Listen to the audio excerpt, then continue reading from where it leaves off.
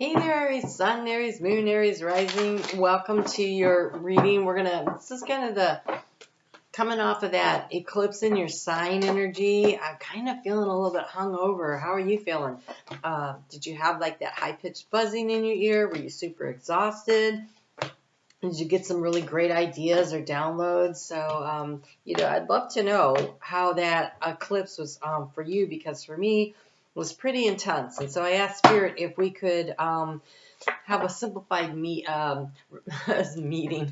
That's what it's like when I get together with Spirit. A simplified reading this week, because next week we're going to have to kind of roll up our sleeves and really get into it for the next eclipse. So I kind of wanted something very simple here. You have a transform. Wow, you have some. Okay, wow, hold on. All right, so you have overall energy of the home. It feels like a coming home to yourself. This feels like you figuring out what is home to you, what means home to you, where do you belong and where do you fit in. And so part of this energy of this Aries eclipse was definitely about unwinding the stories from our childhood, right? The imprinting that we get that tells us this is how you're supposed to be and this is how you're supposed to act.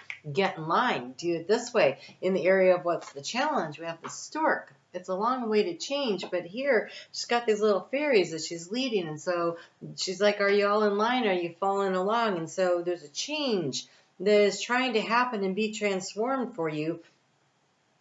And the key to the situation here is the anchor card. So what are you supposed to anchor into? What is the key? And it is this transformation card here of the snake, of the allowing and getting ready to allow this transformation to come in. But she looks like she's quieting down the stork. And so there's like almost like a sense of information and intuition coming in. I think the more you get comfortable with who you are,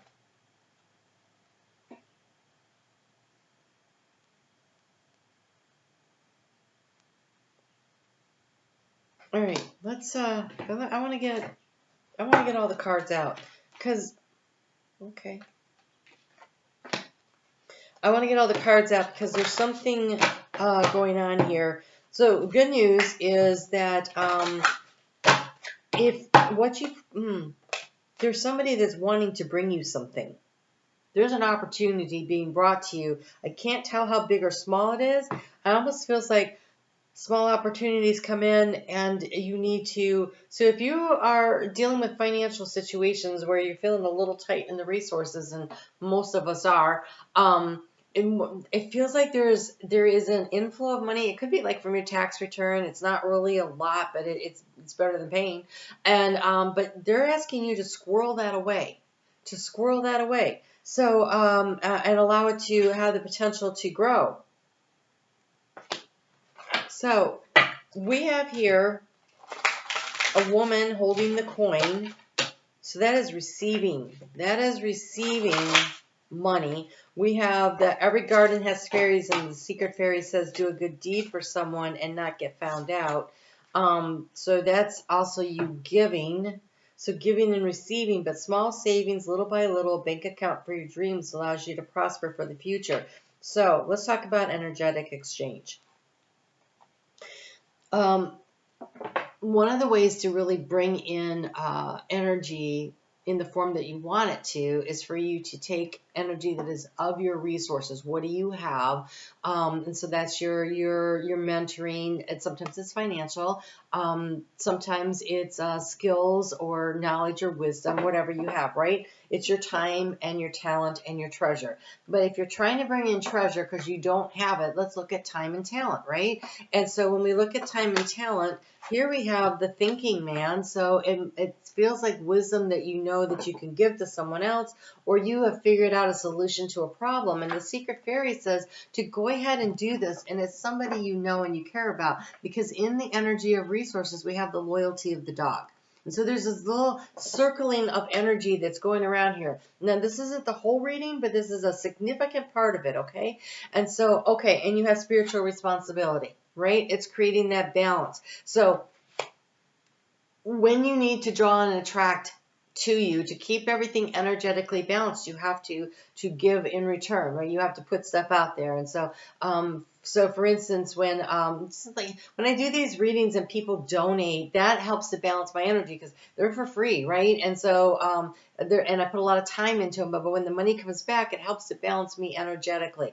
And so there's that kind of energy that goes on. Energetic exchange is anything. When you go to the store and you buy something, you are exchanging energy with the store that purchased it, and the store that purchased it is exchanging energy with the warehouse. They got it from the warehouse, got it from the farmer and the growers, and so there's all this exchange of energy along the way. And that's what creates an energetic balance. And so whatever situation you're looking at in your life, something feels a little energetically out of balance, as in you have the opportunity to give a little bit more in some arena of your life in order to create the energetic balance that will allow you to receive.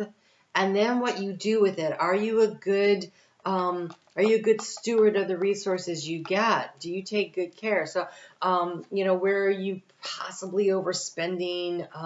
Because squirreling savings away means that even if money is really tight, that you look at the money that you accumulate this week, for instance, and can you at least put $1 or two maybe under the sock drawer or something like that, where you can just like start to build something so that you, so when I was 19, really broke, and my mom sent me a $2 coin. They don't make those anymore. I don't remember what it was, but it was a $2 coin, or it was two $1 coins. I don't know. I think it was a $2 coin, but anyway, she sent me this coin, and I put it away. And I said to myself, oh, it was a $2 bill. That's what it was. It was a $2 bill. And I tucked it away, and I said to myself, I don't ever want to be so desperate that I have to spend this. And I still have it. And that was a couple of years ago. So I never wanted, I wanted to know that I would have enough. I will never be that I need that. And so I almost feel like it's that squirreling away, putting some money aside because you're telling yourself, I don't have to spend every penny that I have. I really don't. And this money can grow. We're in a growing season, right? We're in the growing season.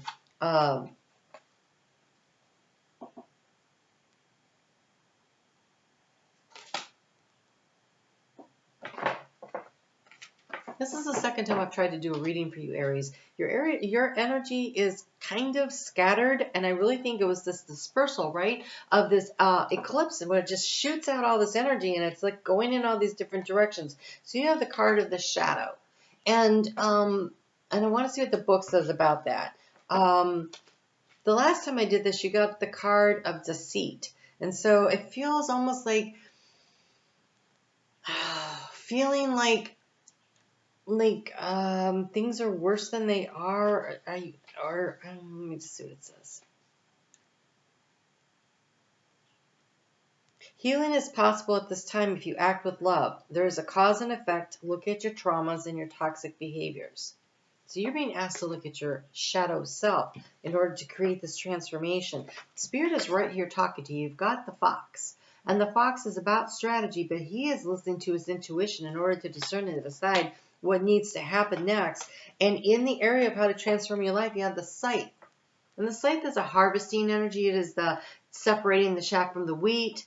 It is some of what you have is valuable, and some of it has to go. And that is such total eclipse energy right there. And so there's a big transformation where some things need to go and some things can stay. And so what needs to go? Wow, this is in the area in the area of the rider, the movement forward. We have this. She's stopping there, and it's got all of his antlers like antenna out to receive intuition. And here this fox is standing still and receiving messages. And this is the house of the rider in here. And so whatever information or guidance you're seeking, you're going to get it from within. There's knowledge and information that you need that needs to be brought in. But it is about you taking responsibility for your actions and for balancing out your energy. And it's something around the home and ancestors, because in the heart space, we have this beautiful tree of growth. And the tree is about our roots. It's about our ancestry. It's about where we belong. And when you have the card of the home as an overarching energy here, and the inner child here, the new child, the new beginning.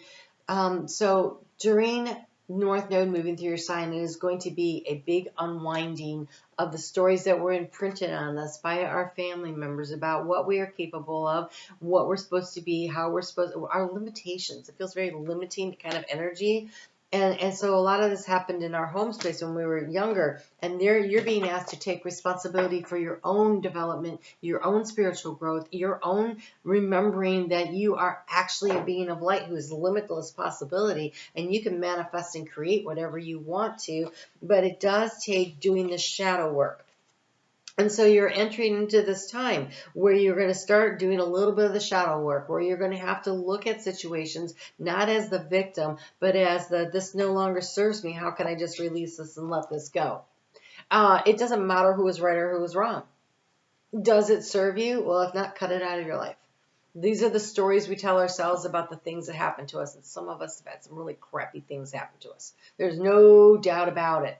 But when we keep self-identifying with that story, and then we feel the feelings, and it is in the feeling of the feelings that you create your stories. And so you're never free of it because you keep reliving it.